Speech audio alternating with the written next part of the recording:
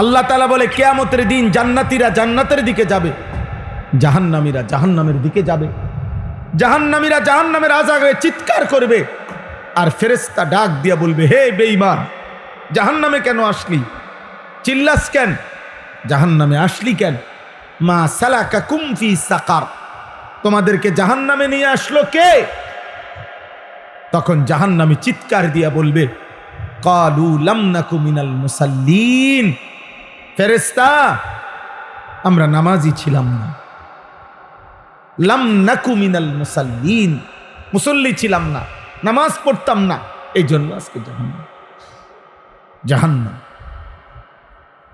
বেনামাজির আখিরাত জাহান্নাম, নাফরমানের আখিরাত জাহান্নাম। বাবা দুনিয়াও বেইজ্জতি।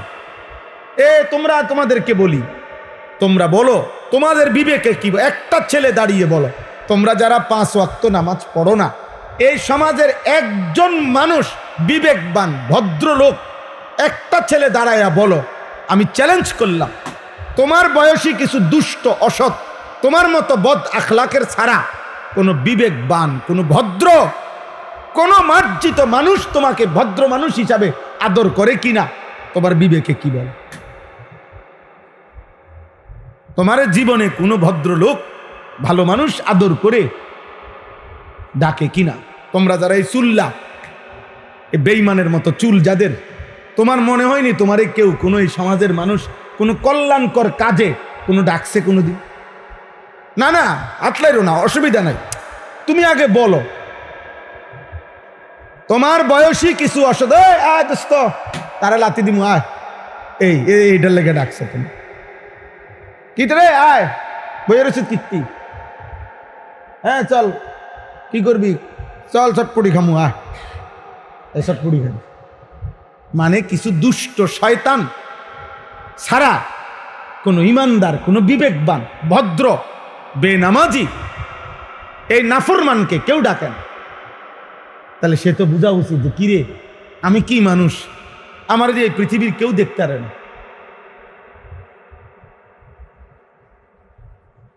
বিবেক যখন মরে যায়, এতটুকু দেমাগও চলে যায়, এতটুকু দেমাগও থাকে না।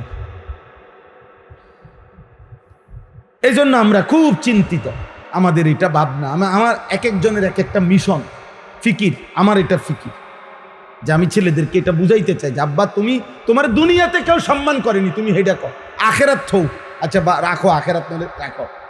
দুনিয়াতে এই মদখোর, নেশাখোর, গাঞ্জাখোর, ফুট্টাখোর, বাবাখোর, এগুলার দুনিয়াতে কেউ ইজ্জত করেনি, বলেন না মৌলানা সাহেব? কিরে আব্বা কও না? বেনামাজি ছেলে তোমার দুনিয়ায় কেউ আদর করেনি, আর তোমার সমবয়সী তো তোমার আদর করে না, ও তো ফুর্তি করে, ওরে বাদ দাও তুমি। হ্যাঁ, একজন ভদ্র পর্দানসীন নারী, একজন পর্দানসীন নারী, চরিত্রবান কন্যা, বোন, এরকম কোন বখাটেকে, চুল চেহারা বিদঘুট বেঈমান মুশরিকের মতো, নামাজ নাই, বন্দি নাই, ওরে দেখলে একজন ভদ্র নারী, ভদ্র বোন, কুত্তারে দেখলে যে দূর ভয় না পায়, এই হাইওয়ানকে দেখলে তার চাইতে বেশি ভয়। ও মনে করে কুত্তা কামড়াইলে আমার হয়তো কামড় লাগবে পায়ে, কিন্তু এই হাইওয়ান যদি আমারে ধরে, এই মানুষ রূপী জানোয়ার, তাহলে তো আমার ইজ্জত যাবে। মানুষ, ইসলাম মানে হলো সংশোধন, আর প্রথম সংশোধন হলো নিজের সংশোধন। এটা কোরআনের নির্দেশ। এই ছেলে এটা নামাও, বাবা এটা নামাও, তুমি এটা দিয়ে আসো, যাও বাবা, এটা যার থেকে আনছো এটা দিয়ে আসো, যাও, এটা তো তোমার নাম। এতটা ছোট্ট বাচ্চাকে দেখেন, যেই অসভ্য লোকটা এই মোবাইলটা দিছে, ওই লোকটা হয়তো বাপও যদি হয়, ওই বাপটাও জালেম। মানে এই বাপ এই সন্তানের সবচেয়ে বড় ক্ষতি করবে, এই জালেম তার সন্তানকে ধ্বংস করে দিল, এ কোনো সন্দেহ নেই। আমি হয়তো শক্ত বলছি আর কি, কিন্তু এটাই সত্যি। নবী সাল্লাল্লাহু আলাইহি সাল্লাম এর চাইতে শক্ত বলছে। আমি তো বলছি শুধু জালেম, আর নবীজি বলছে বাবা মা সন্তানকে ইহুদি বানায়। নবীজির হাদিস, বাবা মা সন্তানকে কি বানায়? আল্লাহ তাকে ইসলাম মানার যোগ্যতা দিয়ে পৃথিবীতে পাঠায়, অতঃপর বাবা মা সন্তানকে ইহুদি বানায়, খ্রিস্টান বানায়, অগ্নিপূজক বানায়। নবীজি বলছে, হাদিস, বিশুদ্ধ হাদিস। তাহলে আমি যেটা বলছি এটা হচ্ছে ওটা মারাত্মক কিনা? ইহুদি বানায়, বেঈমান বানায় বাবা মা। বাবা মার খামখেয়ালিতে সন্তান বেঈমান হয়ে যায়। এ দেখতে না মনে হয় মুসলমান, কিন্তু কলিজার ভিতরে ঈমান আছে কিনা, জীবনের মধ্যে ইসলাম আছে কিনা, দেখার বিষয় তো সেটা।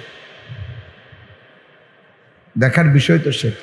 আপনি ভোটার আইডি কার্ড দিয়ে তো আখেরাত না, জন্ম নিবন্ধন সনদ দিয়ে তো আখেরাত না। আখেরাত তো ঈমান আমল দিয়ে। আখেরাত কি দিয়ে বলেন? ঈমান আমল। ঈমান আমল বুঝাই দিতে হবে বাপেরও, ফুতেরও, মায়েরও, জিয়েরও, স্বামীরও, স্ত্রী। ঈমান আমল বুঝাই দিতে হবে। আমিও, আপনি, ইমাম সাহেব, মুসল্লি, বক্তাও, শ্রোতাও। রাসূলুল্লাহ সাল্লাল্লাহু আলাইহি ওয়াসাল্লাম বলছেন, মেরাজের রাত্রে দেখছেন তো দেখছেন সাধারণ মানুষের যেমন পাপের শাস্তি দেখছে, তো যারা খতিব মানুষকে বয়ান করে তাদের পরিণতিও দেখছে, যে তাদেরও জিহ্বা লম্বা করে টাইনা আটকায় রাখছে। কেন? যে তারা এমন বক্তা যে তারা যা বলতো মানুষকে তা নিজে আমল করত না, আর মানুষকে যা নিষেধ করত নিজে তা করত। এই দ্বিমুখী আচরণের কারণে নবী সাল্লাল্লাহু আলাইহি সাল্লাম দেখছে যারা খতিব, বক্তা, ওয়াইজ, তাদেরও শাস্তি হচ্ছে, শাস্তি হইতেছে। হাদিসের মধ্যে আছে জাহান্নামীরা এমন অনেক জাহান্নামীদেরকে দেখবে, এমন ব্যক্তিকে যাকে তারা চিনবে। বাকি জাহান্নামীরা, ওই জাহান্নামীটা তার পেটের নাড়ি বুড়ি এইভাবে লম্বা পড়ে থাকবে নিচে, নাড়ি বুড়ি এগুলো টানতে টানতে হেঁসরাইয়া হেঁসরাইয়া জাহান্নামের মধ্যে চলবে। তো হাদিসে নবী সাল্লাল্লাহু আলাইহি সাল্লাম বলেন, ওই বাকি জাহান্নামীরা এই লোকটিকে বলবে, আরে আপনাকে তো আমরা চিনছি হুজুর, আপনি তো আমাদের সেই ব্যক্তি যে আমাদেরকে নেক কাজের কথা বলতেন, গুনার কাজ থেকে নিষেধ করতেন। আপনি এখানে জাহান্নামে, এবং আপনার এই মারাত্মক পরিণতি। তখন তিনি বলবেন, কুনতু আমুরুকুম ওয়ালা আতিহি, আমি তোমাদেরকে নেক কাজের আদেশ করতাম কিন্তু নিজে তা করতাম না। ওয়া আনহাকুম ওয়া আতিহি, এবং আমি তোমাদেরকে গুনাহ থেকে নিষেধ করতাম কিন্তু নিজে তা করতাম, নিজে তা কি করতাম। ফলে আজকে আমারও এই পরিণতি। এই জন্য এটা গুরুত্বপূর্ণ। আহলাদ দেখায় আধুনিক পৃথিবী এই নতুন করে আমাদেরকে বুঝাই দিছে ইদানিং কালে। এটা বেশি হয়েছে আজকে 15-20 বছর ধরে, যে বাচ্চা শিশু তার সংশোধনের কোনো পদ্ধতি নেই, সংশোধনের কোনো নিয়ম নেই। আধুনিক পৃথিবীর কথা হলো, আধুনিক দুনিয়ার কথা হলো, বাচ্চা শিশু তার সংশোধনের কোনো নিয়ম কারণ না, তার কোনো সংশোধন জরুরি না, তাকে কিছুই বলা যায়, সে শিশু। অতএব সে নিজের মতো করে খাবে, ঘুমাবে, পেশাব পায়খানা করবে, হাঁটবে, চলবে, চুল, জামা, পোশাক, লেবাস যেখানে মন চায় সেখানে খাবে, চলবে, ফিরবে। এবং শিশুও কয়দিন, একেবারে 18 বছরের দামরা, এটাও শিশু। 18 বছর বয়স, এখনো সে শিশু। আমাদের আন্তর্জাতিক হিসাব হইল এটা। 18 বছর বলার বয়স, হে বলে এখনো শিশু। অতএব 18 বছর বয়সের শিশু, অতএব সে খারাইয়া মুতলেও কিছু বলার নাই, বৈশে মুতলেও কিছু বলার না, কারণ সে তো শিশু, 18 বছরের শিশু সে। এই কারণে এইটা যখন খুব টেলিভিশন দেখতে দেখতে, অ্যাডভার্টাইজ দেখতে দেখতে, হ্যাঁ, নাফরমানরা অবিরত বলতে বলতে এখন মুসলিম সংখ্যাগরিষ্ঠ অভিভাবকের মাথায় এটা ঢুকছে যে বাচ্চাকে কিছু বলা যাবে না। আর বাচ্চা তো একবার 18 বছর পর্যন্ত, বাংলাদেশের আইনও তো 18 বছর পর্যন্ত শিশু। বাংলাদেশের আর ভিন্ন আইন আসবে কই থেকে? আন্তর্জাতিক আইন। যার কারণে ছেলেদের এই করুণ পরিণতি। আগে দুষ্ট ছিল একটা সমাজে, একটি এলাকায় 2-4 জন দুষ্ট ছিল, অসৎ ছিল, সব যুগে চরিত্রহীন ছিল, মদখোর, জুয়ারি, নারী লুবি, এগুলো ছিল আগেও, অল্প ছিল, সিফা সাফা কোনাকানির মধ্যে খুব গোপনে আড়ালে ছিল, কিন্তু এরকম প্রকাশ্য বেয়াদব আগে ছিল।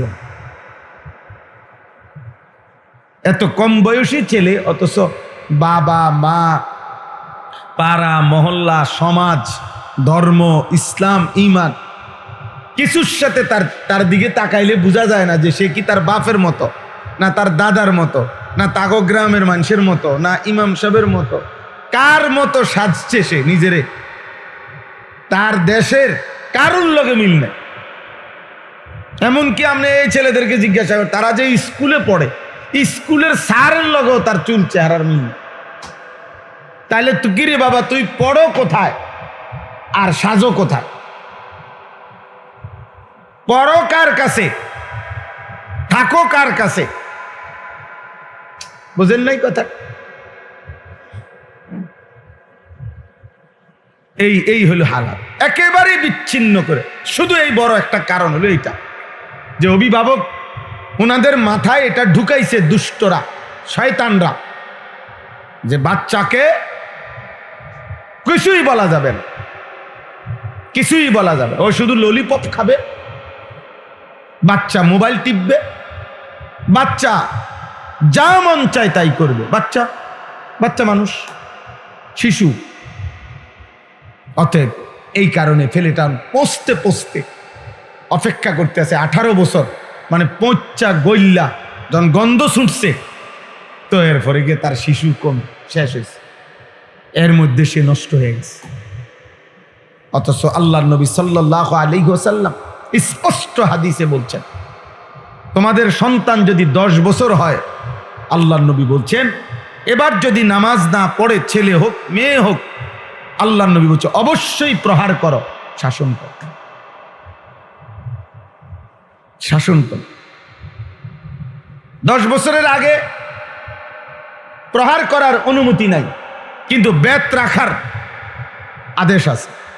হাদিস, নবীজি বলছে ঘরের মধ্যে লাঠি রাখো, বেত রাখো, যেন ছোট বাচ্চাও ভয় পায়।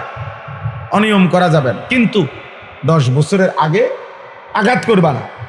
কিন্তু 10 বছর হলেই এবার যদি নামাজ না পড়ে, অদ্রিবুহুম আলাইহা, এবার তাকে বেত্রাঘাত করে।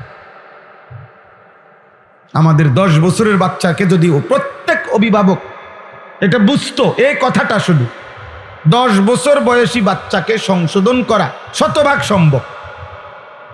এখনই না তার গাঁড় মোটা হয়ে গেছে 16 বছর বয়স দেখে, তে তেড়াবি করে, তে মাতবুরি করে।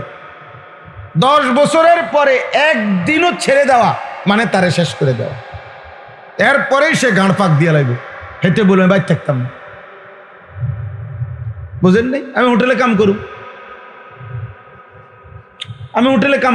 আমি অটো চালামু, অটো চালালে তো ডেলি 300 টাকা, অসুবিধা কি? আব্বা গীতা, আবার আমার মোবাইল আমি টিপমু, আমি বেডি দেখমু, নারী দেখমু, আমার বন্ধু বান্ধবের লগে আড্ডা দিব। নবী সাল্লাল্লাহু আলাইহি ওয়াসাল্লাম বলছেন, 7 বছর বয়স থেকেই নামাজের কথা বলতে থাকো।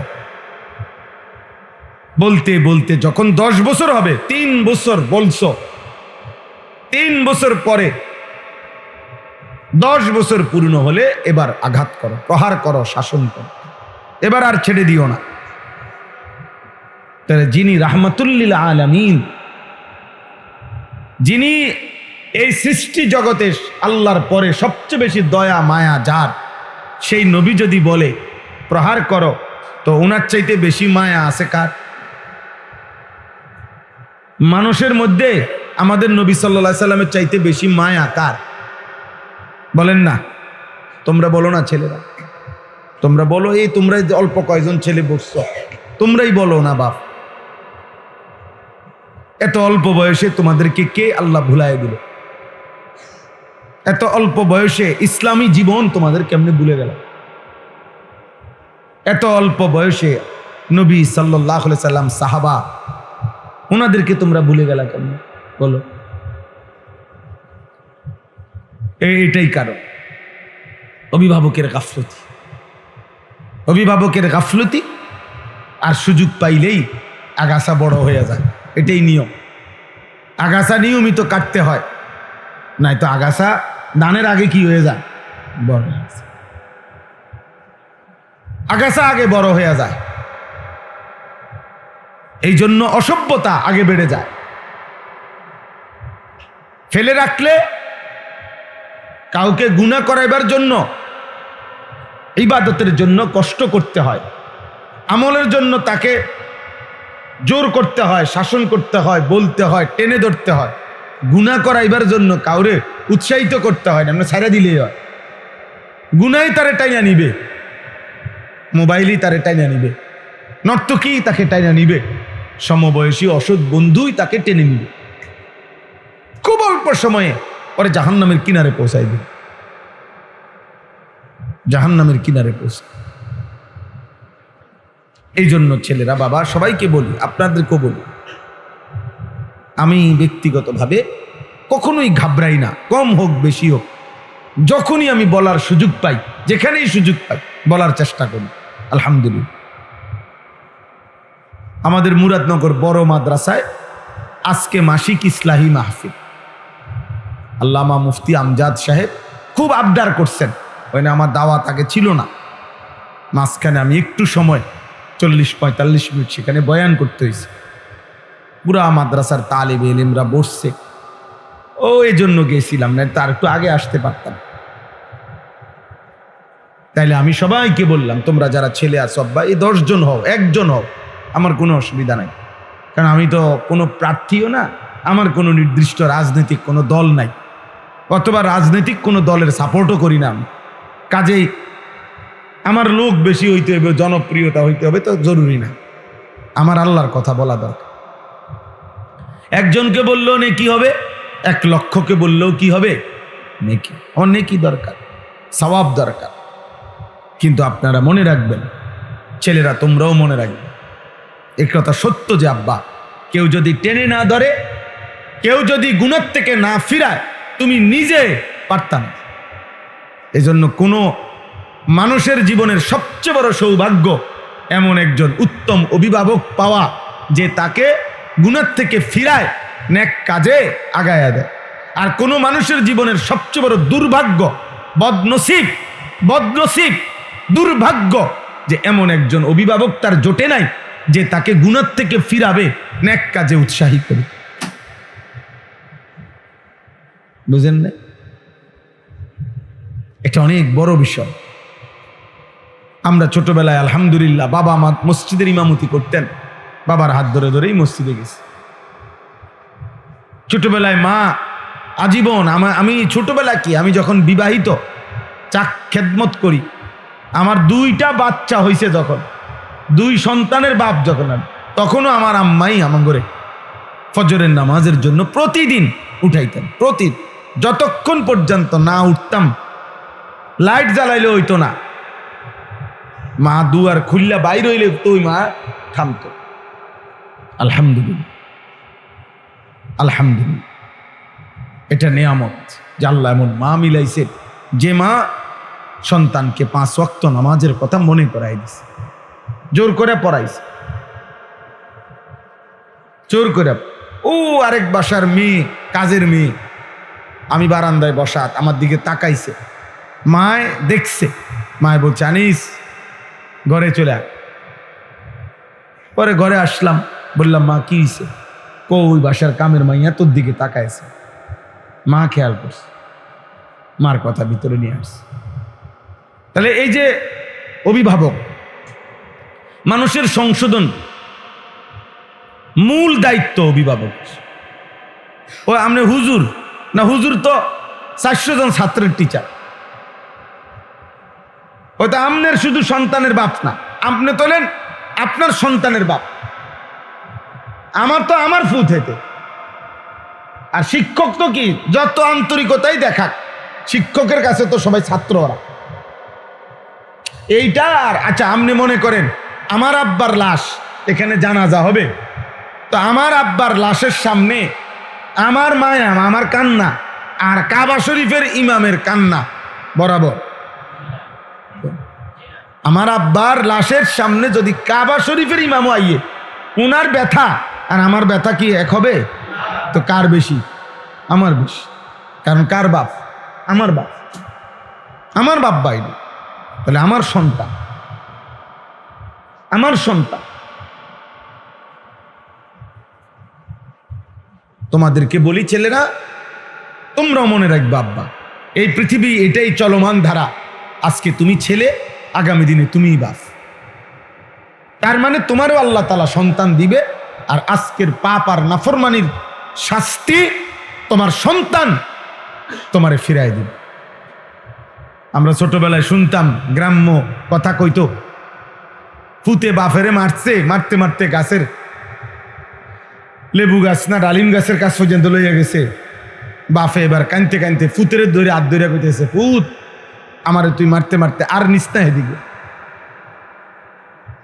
এটা গ্রাম্য কথা আর কি, আর নিস না আমারে, আর মারিস না ফুত। তখন ফুতে থেমে গেছে। তো বাফেরে জিজ্ঞাসা করছি, আপনি আর মারতাম না? করলেন কা? আমিও আমার আব্বারে মারতে মারতে এর দূরে আনছিলাম। এটা একটা গ্রাম্য কথা আর কি, আমিও আমার আব্বারে মারতে মারতে এর দূরে আনছিলাম। কাজে এর থেকে বেশি নিস না, তাহলে তোর ফুত তোরেও আরো বেশি নিবে। তার মানে তোমাদের এই পাপ আখেরাত তো পরে, দুনিয়াতেই তোমরা এর শাস্তি ভোগ করতে হবে, শাস্তি ভোগ করতে হবে। ফাখালাফা মিন বাদিহিম খালফুন আদাউস সালাহ ওয়াত্তাবাউশ শাহওয়াত ফাসাউফা ইয়ালকাউনা গায়্যা। আল্লাহ তাআলা বলেন, ইব্রাহিমের পরে, ইয়াকুবের পরে আমি আল্লাহ তাআলা পরবর্তী জামানায়, এরপরে একদল মানুষ প্রতি জামানায় আসবে, যারা নিকৃষ্ট জেনারেশন, অপদার্থ মানুষ, অপদার্থের দল। কেমন নিকৃষ্ট? আল্লাহ বলেন দুইটা কারণে নিকৃষ্ট। আদাউস সালাহ, এক নম্বর হলো যারা নিয়মিত নামাজ ত্যাগ করে। দুই, ওয়াত্তাবাউশ শাহওয়াত, মনের ইচ্ছা মতো চলে। আল্লাহ বলেন এই দুই পাপের পাপী নাফরমানকে আমি আল্লাহ ঘোষণা দিলাম, ফাসাউফা ইয়ালকাউনা গায়্যা, জাহান্নামের সবচেয়ে নিকৃষ্ট আযাবের গর্তে আমি তাদেরকে ছুঁড়ে মারব। এই জন্য প্রত্যেক জেনারেশনের মধ্যে, মনে রাখবা বাবা, তোমাদেরকে বলি, প্রত্যেক প্রজন্ম বুঝুনি, প্রজন্ম মনে করো তোমার দাদা একটা জেনারেশন, তোমার দাদার বয়সীরা, তোমার বাবা ও এরা একটা জেনারেশন, তুমি তোমার সমবয়সীরা তোমরা একটা জেনারেশন। আবার তোমরা যখন আল্লাহ চায় তো সন্তানের বাপ হইবা, তো তোমাদের সন্তানরা হইল আরেকটা জেনারেশন। এই যে এখন বলে জেন জি, এখনকার জেনারেশনকে, যাদের বয়স 21 বছরের এদিকে না 28-এর আগে, তাদেরকে জেন জি বলে, জেড জেনারেশন, জেড এই প্রজন্মকে। তাই এই যে অর্থ হইল যে এই প্রজন্মের প্রত্যেক জেনারেশনের নিকৃষ্ট মানুষ কারা। যেমন আমি আমার আমলের, আমার দাদার আমলের, তোমরা তোমাদের আমলের, প্রত্যেক আমলের তোমাদের সময়ের নিকৃষ্ট মানুষ হলো ওই দুইটি মন্দ অভ্যাস যার, এক নামাজ ত্যাগ করে, দুই নিজের ইচ্ছে মতো চলে। আল্লাহ বলেন ওরা নিকৃষ্ট মানুষ, নিকৃষ্ট মানুষ, নিকৃষ্ট মানুষ। খালফুন, এরা নিকৃষ্ট মানুষ। এরা নিকৃষ্ট মানুষ। মা সালাকাকুম ফি সাকার ক্বালু লাম নাকু মিনাল মুসাল্লিন। আল্লাহ তাআলা বলে কিয়ামতের দিন জান্নাতীরা জান্নাতের দিকে যাবে, জাহান্নামীরা জাহান্নামের দিকে যাবে। জাহান্নামীরা জাহান্নামের আযাবে চিৎকার করবে, আর ফেরেশতা ডাক দিয়া বলবে, হে বেঈমান, জাহান্নামে কেন আসলি? চিল্লাস কেন? জাহান্নামে আসলি কেন? মা সালাকাকুম ফি সাকার, তোমাদেরকে জাহান্নামে নিয়ে আসলো কে? তখন জাহান্নামী চিৎকার দিয়া বলবে, ক্বালু লাম নাকু মিনাল মুসাল্লিন। ফেরেশতা, আমরা নামাজি ছিলাম না। লাম নাকু মিনাল মুসাল্লিন, মুসল্লি ছিলাম না, নামাজ পড়তাম না, এই জন্য আজকে জাহান্নাম। জাহান্নাম বেনামাজির আখিরাত জাহান্নাম, নাফরমানের আখিরাত জাহান্নাম। বাবা, দুনিয়াও বেইজ্জতি। তোমরা, তোমাদেরকে বলি, তোমরা বলো তোমাদের বিবেকে কি? একটা ছেলে দাঁড়িয়ে বলো, তোমরা যারা 5 ওয়াক্ত নামাজ পড়ো না, এই সমাজের একজন মানুষ বিবেকবান ভদ্রলোক, একটা ছেলে দাঁড়াইয়া বলো, আমি চ্যালেঞ্জ করলাম, তোমার বয়সী কিছু দুষ্ট অসৎ তোমার মতো বদ আখলাকের ছাড়া কোনো বিবেকবান, কোনো ভদ্র, কোনো মার্জিত মানুষ তোমাকে ভদ্র মানুষ হিসাবে আদর করে কিনা? তোমার বিবেকে কি বলে? তোমার জীবনে কোনো ভদ্রলোক, ভালো মানুষ আদর করে ডাকে কিনা? তোমরা যারা এই চুল্লা, বেঈমানের মতো চুল যাদের, তোমার মনে হয়নি তোমারে কেউ কোনো এই সমাজের মানুষ কোনো কল্যাণকর কাজে কোনো ডাকছে কোনোদিন? না না, আতলাইরো না, অসুবিধা নাই, তুমি আগে বলো। তোমার বয়সী কিছু অসদ, আয় দোস্ত, তারা লাতি দিমু, আয়, এইটার লেগে ডাকছে তুমি। কি রে, আয়, বইয়ের ওষুধ কীর্তি, হ্যাঁ চল, কি করবি, চল চটপটি খামু, আয়, এই চটপটি খাবি। মানে কিছু দুষ্ট শয়তান ছাড়া কোনো ইমানদার, কোনো বিবেকবান, ভদ্র, বেনামাজি এই নাফরমানকে কেউ ডাকেন।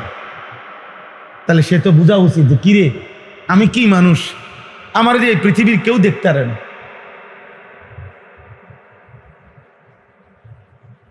বিবেক যখন মরে যায়, এতটুকু দেমাগও চলে যায়, এতটুকু দেমাগও থাকে না। এই জন্য আমরা খুব চিন্তিত, আমাদের এটা ভাবনা, আমার এক একজনের এক একটা মিশন, ফিকির। আমার এটা ফিকির যে আমি ছেলেদেরকে এটা বুঝাইতে চাই যে আব্বা, তুমি, তোমার দুনিয়াতে কেউ সম্মান করেনি, তুমি হেটা কর, আখেরাত থৌ, আচ্ছা রাখো, আখেরাত নলে রাখো। দুনিয়াতে এই মদখোর, নেশাখোর, গাঞ্জাখোর, ফুট্টাখোর, বাবাখোর, এগুলারে দুনিয়াতে কেউ ইজ্জত করেনি, বলেন না মৌলানা সাহেব? কি রে আব্বা, কও না। বেনামাজি ছেলে তোমার দুনিয়ায় কেউ আদর করেনি, আর তোমার সমবয়সী তো তোমার আদর করে না, ও তো ফুর্তি করে, ওরে বাদ দাও তুমি। হ্যাঁ, একজন ভদ্র পর্দানসীন নারী, একজন পর্দানসীন নারী, চরিত্রবান কন্যা, বোন, এরকম কোন বখাটেকে, চুল চেহারা বিদঘুট বেঈমান মুশরিকের মতো, নামাজ নাই, বন্দি নাই, ওরে দেখলে একজন ভদ্র নারী, ভদ্র বোন, কুত্তারে দেখলে যে দূর ভয় না পায়, এই হাইওয়ানকে দেখলে তার চাইতে বেশি ভয়। ও মনে করে কুত্তা কামড়াইলে আমার হয়তো কামড় লাগবে পায়ে, কিন্তু এই হাইওয়ান যদি আমারে ধরে, এই মানুষ রূপী জানোয়ার, তাহলে তো আমার ইজ্জত যাবে।